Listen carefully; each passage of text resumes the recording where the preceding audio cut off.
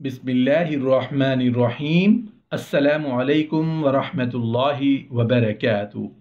सिर्फ एक अमल से सारे गुनाह मुआफ, पूरे हफ्ते के गुनाह मुआफ करवाने का तरीका।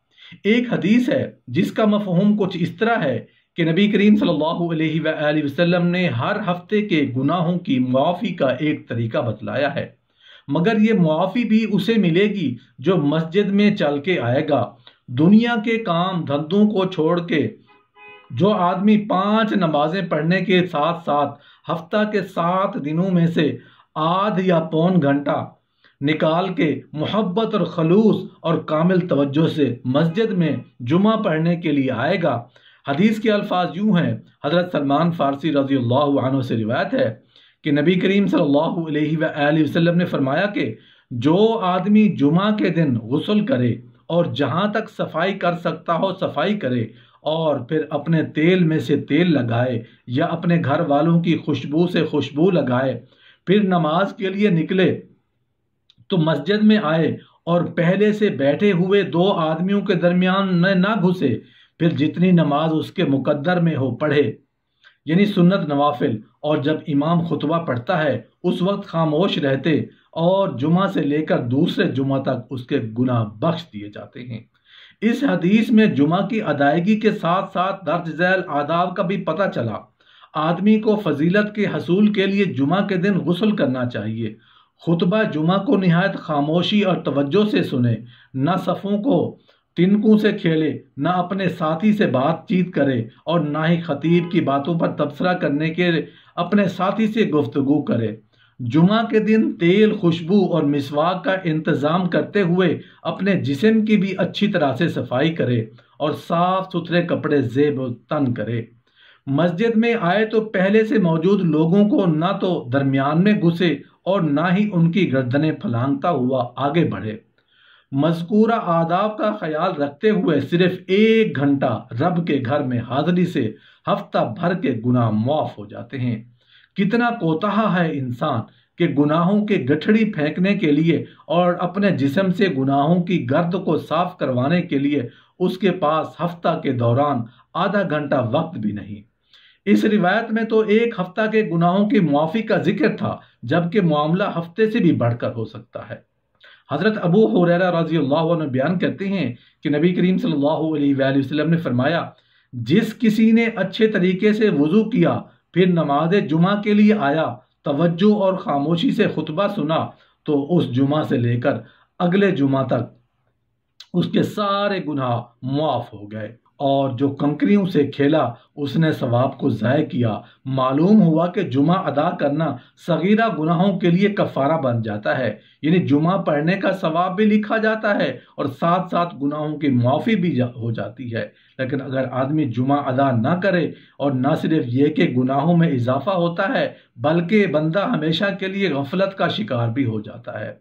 इस ज़माने में हम 2 रिवायत दर्ज कर रहे हैं। हज़रत अब्दुल्ला बिन मसऊद रज़ी अल्लाह अन्हु बयान करते हैं कि रसूलुल्लाह सल्लल्लाहु अलैहि वसल्लम ने नमाज जुमा के बारे में बिला उज़्र शरई कोताही करने वाले के बारे में फरमाया, मैंने पुख्ता इरादा कर लिया किसी साथी को हुक्म दूं और वो लोगों को नमाज पढ़ाए, फिर जो मर्द नमाज जुमा से पीछे रह जाते हैं उन्हें उनके घरों समेत जला कर राख कर दूं।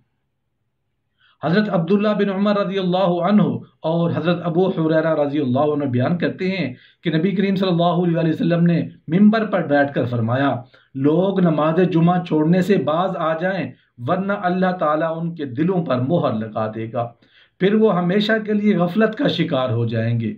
गोया 3 जुमों के बाद दिल मोहर ज़दा हो जाता है और उस पर गफलत के पर्दे पड़ जाते हैं, नेकी बदी की तमीज़ ख़त्म हो जाती है, फिर उसका नफ्स भूख मिटाने के लिए उसे मज़ीद गुनाहों की जानिब मायल करेगा।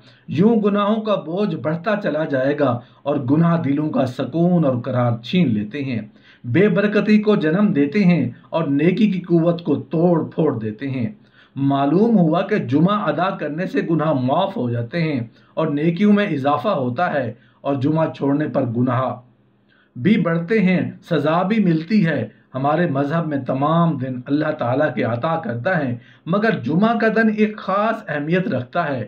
جمعہ کے دن اللہ تعالیٰ ایک خاص انعام و رحم فرماتے ہیں۔ جمعہ کے دن جہنم کی آگ نہیں سلگائی جاتی۔ جمعہ کے دن مرنے والا خوش نصیب شہید کا درجہ رکھتا ہے اور عذاب قبر سے محفوظ ہو جاتا ہے۔ جمعہ کی رات دوزخ کے تمام دروازے بند کیے جاتے ہیں۔ جمعہ یوم عید ہے اور تمام دنوں کا سردار ہے۔ اگر جمعہ کو حج آ جائے تو وہ حج اکبر ہے اور اس کا ثواب 70 حج کے برابر ہوتا ہے۔ سبحان اللہ! یہ جمعہ کی فضیلت کی وجہ سے ہے۔ جمعہ کے دن ایک نیک عمل کا ثواب 70 گنا ہے، اسی طرح جمعہ کے دن کا عذاب بھی 70 گنا ہوتا ہے۔ اس لیے جمعہ کے دن ایسے کاموں سے اجتناب کرنا چاہیے جن سے اللہ تعالیٰ ناراض ہوتا ہے۔ جمعہ کی فضیلت اور اہمیت کے ساتھ ساتھ اللہ تعالیٰ نے قرآن پاک میں ایک پوری سورت سورہ جمعہ نازل فرمائی۔ جمعہ کے دن کی بہت سی فضیلتیں ہیں۔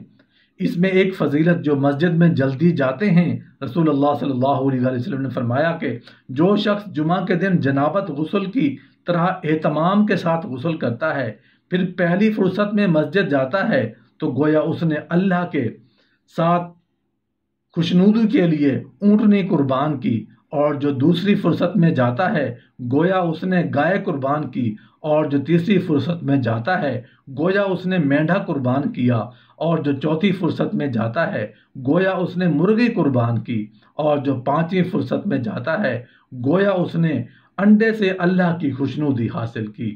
پھر جب امام خطبے کے لیے آتا ہے تو فرشتے خطبے میں شریک ہو کر خطبہ میں شریک ہو جاتے ہیں، اور رسول اللہ صلی اللہ علیہ وسلم نے فرمایا جب جمعہ ہوتا ہے تو فرشتے مسجد کے ہر دروازے پر کھڑے ہو جاتے ہیں، پہلے آنے والے کا نام پہلے اور اس کے بعد آنے والے کا نام اس کے بعد لکھتے ہیں، اسی طرح آنے والوں کا نام اسی ترتیب سے لکھتے رہتے ہیں۔